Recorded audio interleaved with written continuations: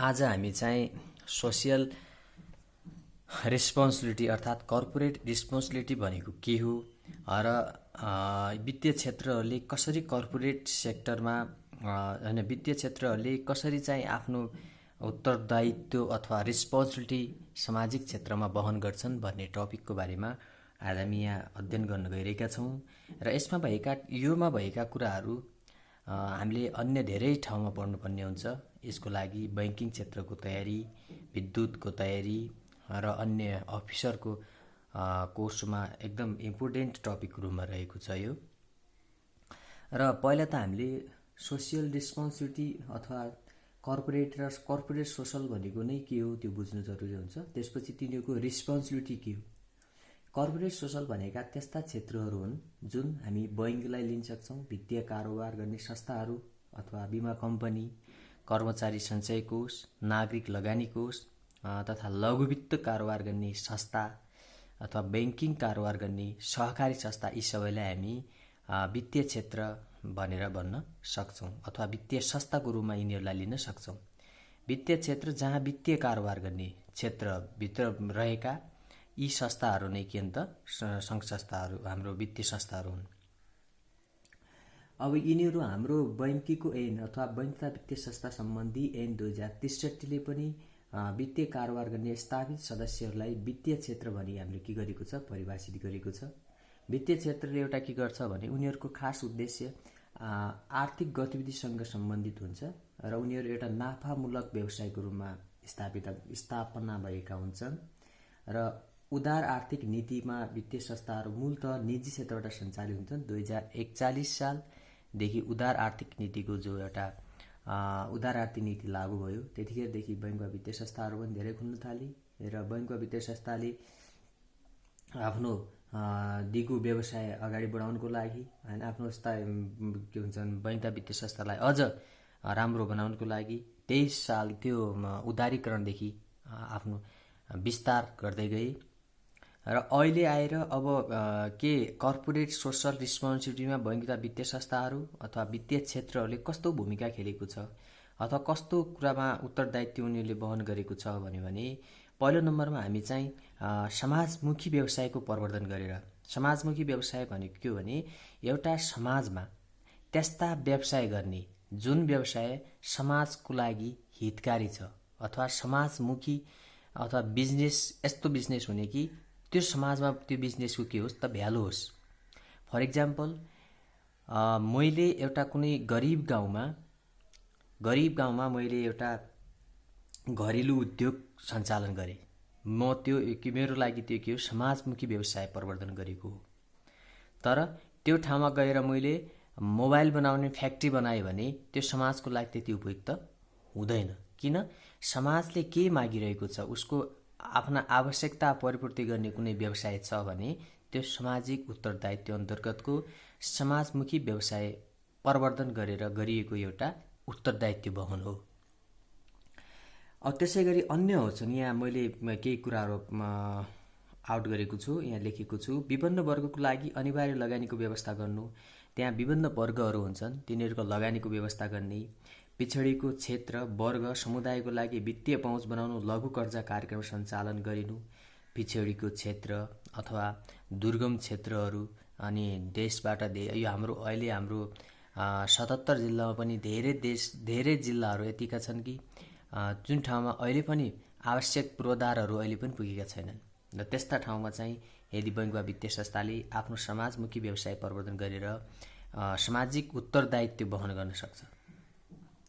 त्यसै गरी यहाँ हेर्दाखेरि दुर्गम र ग्रामीण क्षेत्रमा वित्तीय सेवा प्रवर्धन, दुर्गम र ग्रामीण क्षेत्रमा वित्तीय सेवा प्रवर्धन गर्ने, विस्तार गर्ने, जो अहिले यो कार्यक्रम एकदम निरन्तरता पाएको छ। 753 ठाउँमा बैंक वा वित्तीय संस्था लगभग पुगिसकेको अवस्था छ। केही ठाउँमा 4-5 ठाउँमा सायद कमी छ जस्तो लाग्छ, अरू धेरै ठाउँमा पुगिसकेको छ। लघु वित्त कार्यक्रम मार्फत विभिन्न साना सीमान्तकृत दुर्गम क्षेत्रका मानिसहरूका लागि बीचमा पनि वित्तीय पहुँचको विस्तार गरिनु, लघु वित्तीय संस्थाहरू जो छन् तिनीहरूलाई पनि के गरिएको छ त वित्तीय संस्था बीचमा पनि वित्तीय पहुँच विस्तार गरिएको छ। एउटा त समाजमुखी व्यवसाय प्रवर्धन गरेर एउटा यो भयो भने, यसै गरी अर्को चाहिँ हाम्रो सामाजिक कारण समाजिकरणलाई नीतिगत तहबाट सम्बोधन गरिनु भने एउटा समाजिकरणलाई पनि नीतिगत सम्बोधन गरियो भने समाजको हितको लागि दायित्व समाजको हो, दायित्व बोध गर्ने हिसाबले यदि बैंक वा वित्तीय संस्थाले आफूले गर्ने कर्ज लगानी, आफूले गर्ने व्यवसाय विस्तार यदि समाजको हितको लागि गरिन्छ भने त्यो समाजमुखी व्यवसायको रूपमा लिन सकिन्छ। अब समाजमुखी व्यवसायको रूपमा लिँदाखेरि चाहिँ त्यो कस्तो समाजमा कस्तो व्यवसाय गर्ने भन्ने कुरा यदि अध्ययन गरिन्छ भने तिनी के हो त अध्ययन गरिएर गरेको व्यवसाय नै समाजमुखी व्यवसाय हो। अब त्यसपछि हामीले अर्को चाहिँ पढ्नुपर्ने यसमा अर्को पोइन्ट भनेको चाहिँ सामाजिक सेवालाई प्रवर्धन गरेर हो। दोस्रो नम्बरमा के हुन्छ भनेपछि सामाजिक सेवालाई प्रवर्धन गरेर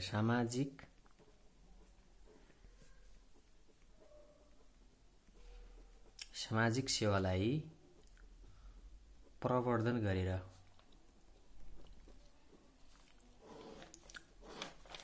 पहिला हामीले समाजमुखी व्यवसायको रूपमा लियौँ। अब सामाजिक सेवालाई प्रवर्धन गरेर भनेको कस्तो हो भनेपछि वित्तीय संस्थाहरूको पनि आफ्नो आम्दानीको केही हिस्सा के हुन्छ समाजको लागि खर्च गर्नुपर्ने हुन्छ, अथवा उनीहरूले चाहिँ कुनै पनि बैंक वा वित्तीय संस्थाहरूले चाहिँ रिसोर्सेसहरू कहाँबाट पाउँछन् त समाजबाटै पाउँछन्।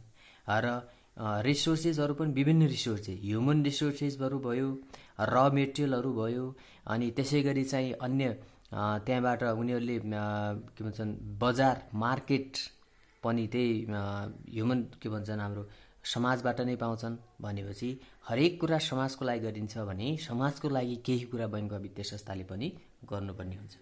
समाजले धेरै कुरा दिन्छ तर केही बैंक वा वित्तीय संस्थाले पनि समाजको लागि धेरै कुरा दिनुपर्ने हुन्छ। जसरी अहिलेकै उदाहरण हेर्दाखेरि कोरोना भाइरसले एकदम आक्रान्त भएको अवस्थामा विभिन्न बैंक वा वित्तीय संस्थाले सामाजिक उत्तरदायित्व बोध गर्ने हिसाबले नै उहाँले धेरै रकम छुट्याउनु भएको छ। धेरै ठाउँमा विभिन्न किसिमको सुविधा दिने अथवा विभिन्न किसिमका किटहरू उपलब्ध गराउने, खानाको व्यवस्था गर्ने, गरिबीहरूलाई यो ब्याजमा केही समयको लागि धकेल्ने अथवा भनौँ न केही समयको लागि छुट गर्ने, यस्ता व्यवस्था विभिन्न किसिमका प्याकेजहरू ल्याउँदै आएका छन्। यो पनि एउटा सामाजिक उत्तरदायित्वको रूपमा लिन सकिन्छ।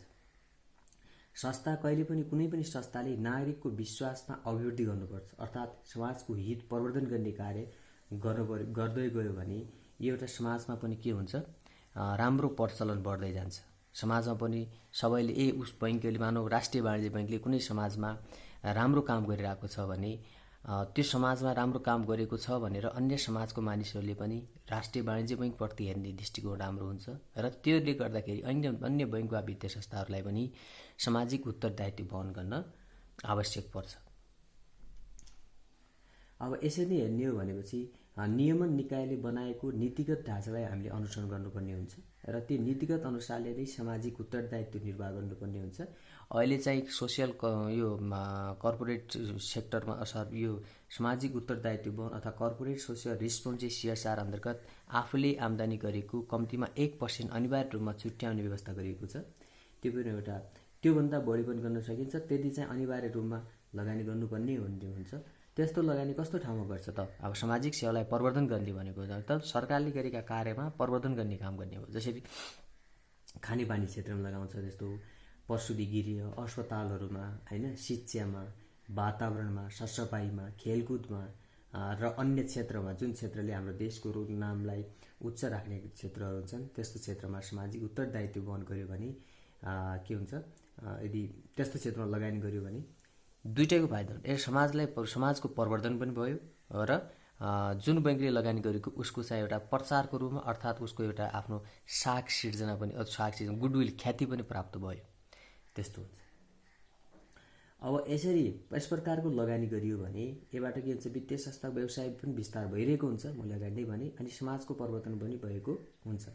अब यो भयो हामी सामाजिक सेवालाई प्रवर्धन गरेर भएकै कुराहरूलाई कसरी प्रवर्धन गर्ने, नीति नियम अनुसारले अगाडि बढाउने, अस्पताल बनाउने अथवा सामाजिक उत्तरदायित्व वहन गर्ने यस्ता क्रियाकलापहरू जसमा विभिन्न किसिमका सामाजिक क्रियाकलाप गरेर समाजलाई अथवा यो सामाजिक सेवालाई हामीले प्रवर्धन गर्न सक्छौँ।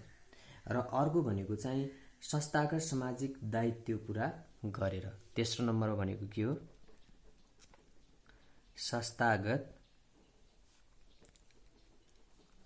संस्थाका सामाजिक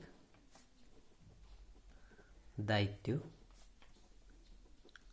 पूरा गरेर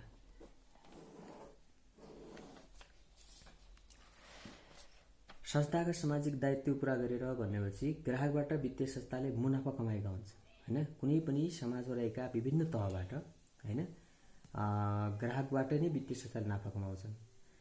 वित्तीय संस्थाले आफू खुसी सामाजिक दायित्व निर्वाह गर्न गरेको कार्यक्रमलाई नै संस्थाका सामाजिक उत्तरदायित्व भनिन्छ। वित्तीय संस्थाले यदि आफू खुसी नै कुनै सामाजिक उत्तरदायित्व निर्वाह गर्ने काम गर्छ भने त्यसलाई सामाजिक दायित्व भनिन्छ अथवा संस्थागत सामाजिक दायित्व भनेर भनिन्छ।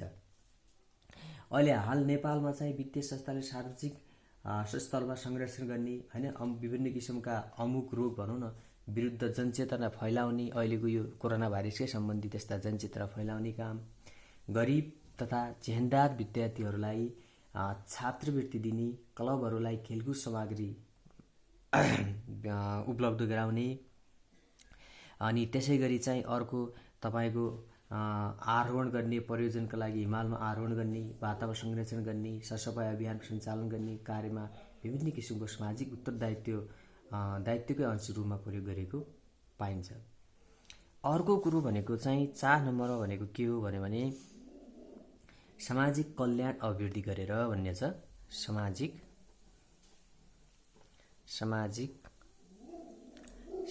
कल्याण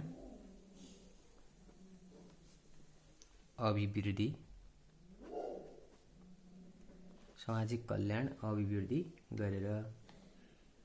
जसरी सामाजिक कल्याण भने कस्तो हो भनेपछि वित्तीय संस्थाहरू समाजको एउटा अंग त हो, हामी यसलाई मान्न सक्छौँ, किन समाजमै बसेर समाजबाटै हुर्केको एउटा संस्था त हो। र अब समाजमा पनि विभिन्न किसिमका समस्या हुन सक्छन्, मानव दैविक प्रकोप आउन सक्छ, महामारी फैलिन सक्छ हैन, त्यसको कुनै हैन एउटा भोकमरी हुन सक्छ। यस्तो अवस्थामा चाहिँ के गर्नुपर्छ, सामाजिक उत्तरदायित्व कसरी गर्नुपर्छ भनेर यदि सामाजिक कल्याण अभिवृद्धि गर्ने कार्य गर्छ भने त्यो सामाजिक कल्याण अभिवृद्धि अन्तर्गतको सामाजिक उत्तरदायित्व हो। जसरी उदाहरणको लागि प्राकृतिक प्रकोप मैले भनिसकेँ, बाढी पहिरो, भूकम्प भयो नि, भूक्षय, आगलागी, यस्तो अवस्था समयमा अथवा यो अहिलेको यस्तो कोरोनाको महामारी फैलिएको अवस्थामा राहत सामग्री उपलब्ध गराउने, विभिन्न अथवा विपद निःशुल्क रूपमा सेवा सुविधाहरू उपलब्ध गराउने आदि सामाजिक के अन्त उत्तरदायित्व हुन् हैन। अब हामीले 4वटा कुरा पढ्यौँ। एउटा कुरा के पढ्यौँ भने सामाजिक सेवामुखी भावना भनेर एउटा हामीले सुरुमै पढ्यौँ हैन। समाजमुखी व्यवसायको प्रवर्धन गरेर, त्यसपछि चाहिँ सामाजिक सेवालाई प्रवर्धन गरेर, सामाजिक सेवा भनेको चाहिँ त्यही खानेपानी, सिँचाइ हैन, अनि जुन हाम्रो सरकारले काम गर्दै आएका छन् त्यस्ता संस्थाहरूलाई प्रवर्धन गर्ने। सामाजिक दायित्व भनेको कस्तो भनेपछि कसैलाई केही नभनिकन आफ्नो तरिकाले यदि कुनै बैंक वा वित्तीय संस्थाले आफ्नो लगानी गर्छ भने त्यसलाई सामाजिक उत्तरदायित्व रूपमा लिन सकिन्छ। समाजका कल्याण भनेको चाहिँ कल्याण हुन्छ अहिले यो अवस्थामा यदि कसैले सहयोग गर्यो भने त्यस्तो कस्तो अवस्था हो भने चाहिँ दैविक प्रकोप, भूक्षय हैन, विभिन्न किसिमका तपाईको पहिरो, बाढी पहिरो, महामारी फैलिने अवस्था, आगलागीको अवस्था, अथवा वृद्धहरू असहाय बालबालिकालाई सहयोग गरेको अवस्था, यस्ता निःशुल्क स्वास्थ्य सेवा उपलब्ध गराउने अवस्था, यी सबै के हुन्छ समाजका कल्याणमा सम्बन्धित गरिएका अभिवृद्धि हुन्। अब मानव फर इक्जाम्पलको लागि राष्ट्रिय वाणिज्य बैङ्कले सामाजिक उत्तरदायित्वमा के कस्तो भूमिका खेलेको छ भनेर भन्यो भने हामी यी 4 पोइन्टलाई नै आफ्नो तरिकाले एक्सप्लेन गर्न सक्छौँ। सामाजिक मुखी प्रवर्धन गरेर भनेर उसले के गरेको छ त, यी मध्ये 2-3वटा पोइन्ट हामी यहाँबाट साभार गर्न सक्छौँ भने केही पोइन्ट चाहिँ हामीले अब यसमा मिलाउन सक्छौँ। प्रवर्धन भनेको मतलब भएका कुराहरूलाई फेरि त्यसलाई अझ माथि बढाउने काम गर्ने त हो। जसरी खानेपानीको कुराहरू यसैमा होला, खानेपानी भयो, सिँचाइ भयो हैन, स्वास्थ्य क्षेत्र अनि त्यसरी यसमा लगानी गरेर पनि हुनसक्छ, अनुदान दिएर पनि हुनसक्छ, जसरी भए पनि यो क्षेत्रमा सामाजिक दायित्व पुरा गरेर भने चाहिँ मेरो पनि दायित्व, म पनि समाजबाट आएको हुँ भनेर आफ्नो तरिकाले यदि बैंक वा वित्तीय संस्थाले समाजमा निस्वार्थ भावले यदि लगानी गर्छ अथवा त्यस्तै अनुसारको कुनै दायित्व बोध गर्छ भने त्यसलाई हामीले यो भित्र राख्न सक्छौँ। सामाजिक कल्याण अभिवृद्धि भनेको भर्खर हामीले भनेअनुसार कुनै त्यस्ता दैविक प्रकोप, महामारी, यो असहाय वृद्धहरूलाई अथवा स्वास्थ्य क्षेत्रमा निःशुल्क सेवा दिने यी क्रियाकलापहरू हामी यो भित्र लेख्न सक्छौँ। अब यसलाई हामी लास्टमा निष्कर्षमा कसरी लेख्छौँ भनेपछि यदि निष्कर्ष लेख्नु पर्यो भने म यहाँ निष्कर्ष पुरै लेखिदिन्छु। आर्थिक विकास लागि वित्तीय संस्था अनिवार्य एउटा प्रमुख औजारको रूपमा आर्थिक संस्था आर्थिक अथवा आर्थिक परिसूचकको रूपमा वित्तीय संस्थालाई प्रमुख घटकको रूपमा लिन सकिन्छ। आर्थिक वृद्धि अथवा आर्थिक विकासको लागि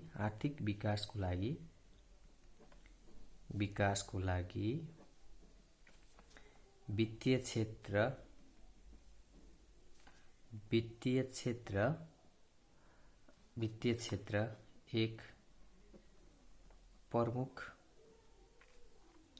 घटक अर्थात्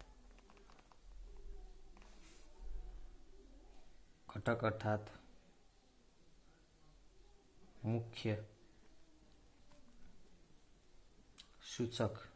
सूचकको रूपमा लिन सकिन्छ।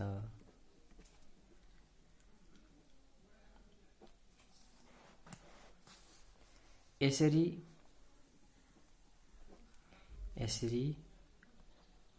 हरेक वित्तीय क्षेत्रले नाफालाई मात्रै प्राथमिकता, व्यवसायको मात्रै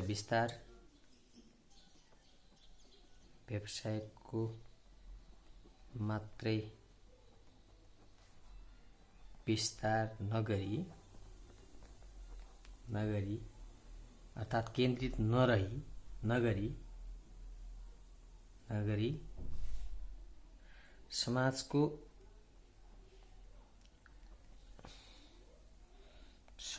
कल्याण हुने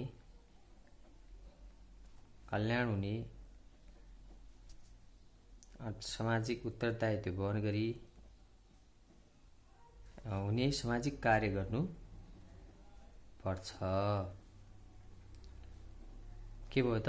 आर्थिक विकासको लागि वित्तीय क्षेत्र एक प्रमुख घटक अर्थात् मुख्य सूचकको रूपमा लिन सकिन्छ। यसरी हरेक वित्तीय क्षेत्रले नाफालाई मात्र प्राथमिकता, व्यवसायको मात्र विस्तार नगरी समाजको कल्याणकारी हुने र सामाजिक कार्य गर्नु पर्दछ। यति मात्रै लेखेर हुँदैन। अब यसमा कसरी गर्नु पर्दछ?